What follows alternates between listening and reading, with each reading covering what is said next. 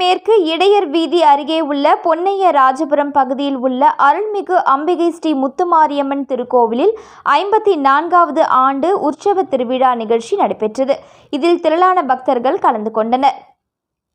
கோவை மேற்கு இடையர் வீதி அருகே உள்ள பொன்னைய ராஜபுரம் பகுதியில் அருள்மிகு அம்பிகை ஸ்ரீ முத்துமாரியம்மன் திருக்கோவில் அமைந்துள்ளது. இத்திருக்கோவிலின் 54வது ஆண்டு உற்சவ திருவிழா நிகழ்ச்சி சீரும் சிறப்புமாக நடைபெற்றது.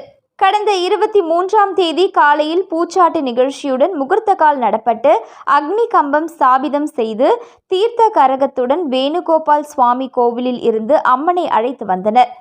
இதனைத் தொடர்ந்து அம்மனுக்கு திருக்கல்யாண உற்சவம் நடைபெற்றது. மாலையில் அக்னி சட்டிகளுடன் மாவிளக்கு ஊர்வலம் நடைபெற்றது. பின்னர் திருக்கோவிலின் வளாகத்தில் 108 பெண்கள் கலந்து கொண்ட மாபெரும் திருவிளக்கு பூஜை நடைபெற்றது. இதில் இந்த பகுதியை சேர்ந்த 108 பெண்கள் திருவிளக்கு பூஜையில் கலந்து கொண்டனர். நிகழ்ச்சிக்கான ஏற்பாடுகளை திருக்கோவில் விழா கமிட்டியினர் செய்திருந்தனர். பின்னர் அம்மனுக்கு சிறப்பு அலங்கார பூஜைகள் நடத்தப்பட்டு பக்தர்களுக்கு அன்னதானம் வழங்கப்பட்டது என்பது குறிப்பிடத்தக்கது.